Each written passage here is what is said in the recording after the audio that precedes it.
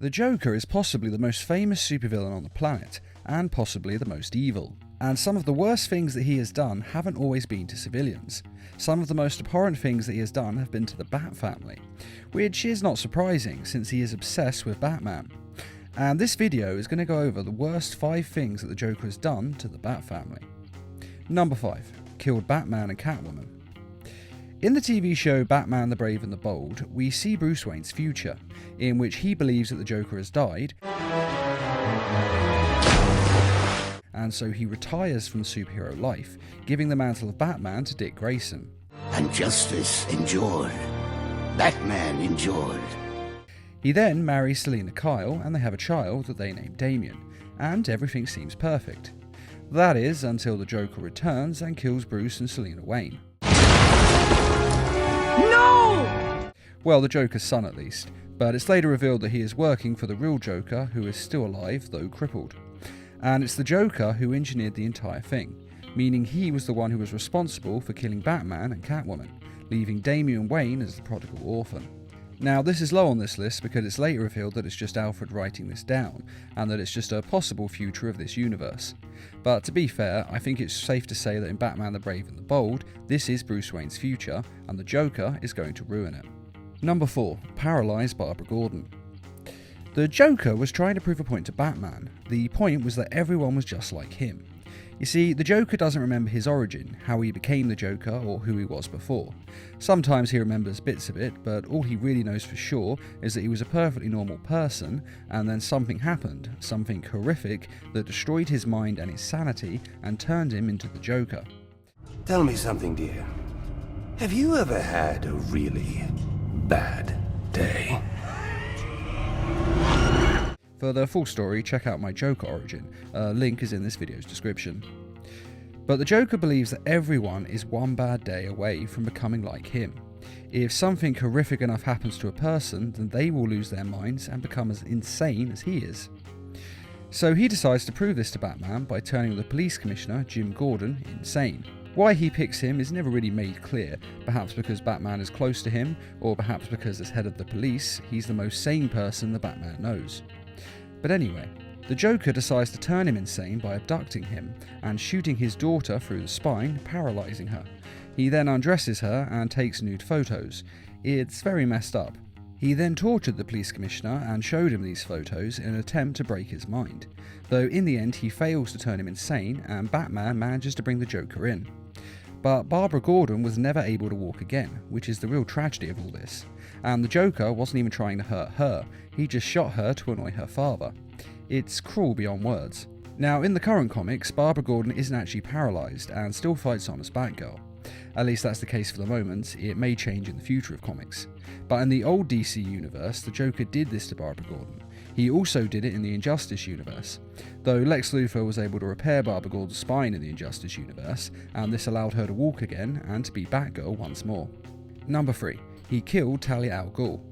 Batman has had a lot of loves over the years, and I do mean a lot. But throughout it all, there have only ever really been 2 contenders for his heart, and they are Catwoman and Talia al Ghul, the only 2 women that he has ever truly loved. Even Ra's al Ghul recognises how much he loves his daughter, and he knows Batman almost better than anyone. You will kill me.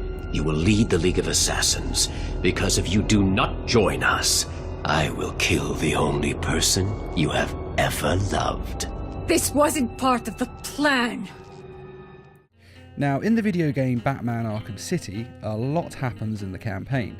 The Joker is dying from poison in his blood, poison which he puts in Batman and ships out to hospitals all over in order to motivate Batman to find the cure to his illness. Where is the cure? Who has it? I had our cold-hearted friend Mr. Freeze making it, but he's gone dark on me. I'll find him. I bet you. And it works. Batman has to hunt down the cure throughout the game, though he of course only wants it for himself and the other victims. But the Joker kidnaps Talia al Ghul and tells Batman that she is dead unless he gives him the cure. Talia's response to this is to break free of his grip and kill the Joker.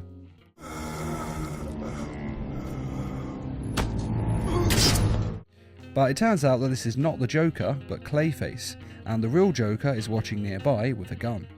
Talia! I'm sorry, beloved. I didn't know. For some reason, Ra's al Ghul never uses his Lazarus pits to resurrect his daughter, though it is true that only Ra's al Ghul has ever been allowed to use them.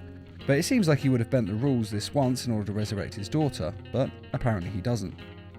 Batman was of course devastated by her death, which is completely understandable, and it's one of the worst things that the Joker did to the Batfamily that almost sees Batman kill the Joker in grief.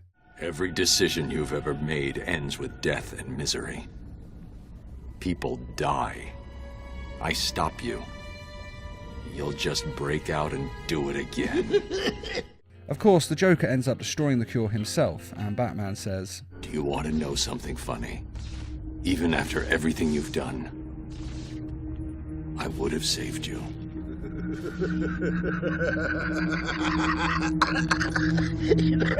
That actually is pretty funny. though we'll never know for sure if he would have actually given the Joker the cure. Number 2. He killed Jason Todd. Dick Grayson was of course the first Robin, but as he grew up and became Nightwing, he left Batman's side to go solo, and this led to Batman adopting a second son, Jason Todd. He raised Jason Todd as the next Robin, and he was a worthy successor, seeming to excel at the lifestyle and thoroughly enjoying it. 20 rounds a second and you were still too slow. Until the events of the Death in the Family storyline. Death in the Family is one of the most famous Batman stories, and it follows the second Robin, Jason Todd, and his demise at the hands of the Joker. While Batman and Robin are on a case, they encounter the Joker, and while trying to subdue the Joker and of course arrest him, Jason Todd is abducted by the Joker and then beaten with a crowbar. What hurts more? A or B? And finally killed in a fiery explosion. It's a huge defining moment in comic history and in the life of both Batman and the Joker. It also led to the birth of one of comic books' greatest characters, the anti-hero Red Hood, who was of course the resurrected Jason Todd. And the entire event nearly destroyed Batman. He'd never been so rocked by a death since the death of his parents. I know that you view his death as your greatest failure, but his life and his death are my greatest failure. And though many would consider this to be the worst thing that the Joker has ever done to the Batfamily, and though it is true it's probably the worst thing he's done to Jason Todd, I personally think that there is one thing worse that the Joker has done. Number 1. He tortured and overtook Tim Drake's mind. In the film Batman Beyond: Return of the Joker, we see Tim Drake get kidnapped by the Joker. He is then tortured and mind-washed by him over several months, until his personality is distorted and destroyed. But all too soon, the serums and the shocks took their toll. And the Joker warps him into thinking that he is the Joker's son. This culminates with the Joker getting Tim Drake to shoot Batman, which is the last straw that breaks Tim Drake's mind, and instead he ends up shooting and killing the Joker. That's not funny. That's not... It's a tragic and devastating scene as we watch Tim Drake break down and cry as he loses any grip he had left on his sanity. And if this was a normal kid, then that would probably have been the end of him. But Tim Drake is a superhero, and as such, he's made of stronger stuff than a normal human. We had a trusted friend, Dr. Leslie Tompkins. It took her a year, but she was able to help Tim back to sanity. And so he's able to get over the incident and move on with his life, which is very impressive. And years later, in the DC sci-fi future, Tim Drake has moved on and gotten married, having retired completely from superhero life. Batgirl has also retired from being a superhero and become the commissioner of the police, and Batman has retired as well and become the grumpy old and lonely Bruce Wayne, who has reluctantly passed on the mantle of Batman to a younger hero named Terry McGinnis. And in this future, the Joker has been gone since the night Tim Drake shot him, until one night at a Wayne business function, he's suddenly not dead. Hello, Gotham. Joker's back in town. It's later revealed that while the Joker was torturing Tim Drake, he also implanted a microchip in his body that rewrites his memory, mind and DNA and turns him into the Joker. The Joker has been slowly growing stronger inside Tim Drake and eventually takes over Tim Drake's body at will, essentially returning from the dead. Now, of course, after the new Batman works out what has happened, he is able to destroy the microchip and is able to restore Tim Drake to normal, relatively speaking. Tim Drake still goes to several different shrinks to get over this and to monitor his personality over the coming years to make sure it doesn't somehow happen again. And since he is cured, some might say that this is not as bad as murdering Jason Todd. But personally, I would say it's worse. After all, if you murder someone, then it's done and it's over. That's it. Now yes, Jason Todd did return from the dead, but the Joker wasn't responsible for that part, and generally speaking, people don't come back from the dead. It just ends with death.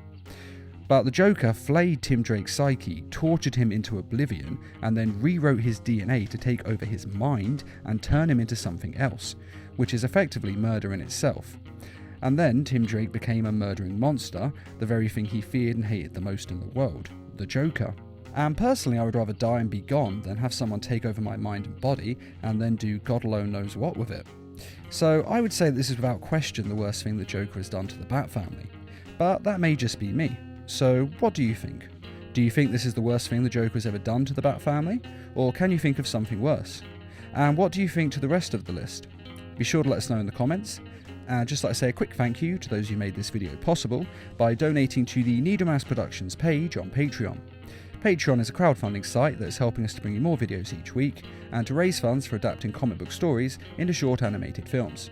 If you'd like to donate or just want to find out more, a link is in this video's description. And as always, thanks for watching and feel free to subscribe, share, like and comment.